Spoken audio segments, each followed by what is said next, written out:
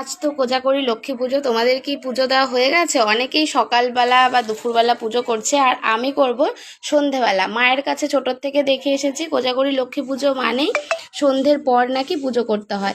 তো আমিও সেভাবে করি, আর সংসারের কাজকর্ম গুছিয়ে তারপরে করতে তো একটু সময় লাগবে।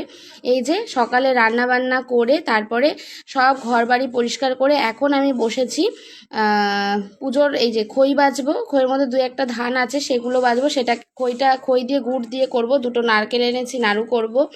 আর তার সাথে দেখা যাক আরও কি করি না করি, অবশ্যই তো তোমাদের সাথে শেয়ার করব। তোমাদের কি পুজো হয়ে গেছে অবশ্যই কিন্তু জানিও। আর এখানে আমার মা লক্ষ্মী, রাধা কৃষ্ণ, লক্ষ্মী নারায়ণ, গোপু সবার জন্য কিন্তু জামা কাপড়ও নিয়ে আসা হয়েছে, নতুন জামা।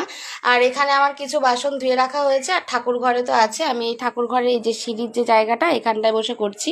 এখানে সব গুছিয়ে নিয়েছি, এবার শুধু বসে বসে নিজের মনে করব। আর এই পুজো করলে না, উপোস থাকলে সেটা কষ্ট মনেই হয় না। এমনি সারাদিন দেখবে না খেয়ে থাকলে যে কষ্টটা হয়, আর উপোস করে যদি কোনো পুজো করা হয় তাই কিন্তু কষ্টটা বোঝাই যায় না, তাই না? তো চলো আমি কাজবাজ করে নিই, গুছিয়ে নিই। সময় লাগবে, এখনও নাড়ু করব, খই করব, তারপরে চিড়ের মোয়া করার ইচ্ছে আছে। এই যে চিড়ে এনেছি, জানি না। তারপরে লুচি করব, সুজি করব, মোটামুটি অনেক কিছুই করার ইচ্ছে আছে মা লক্ষ্মীকে দেওয়ার জন্য। দেখা যাক কতটা কি করতে পারি। চলো তোমরা সাথে থেকো।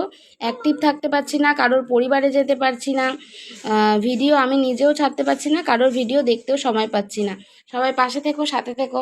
টাটা।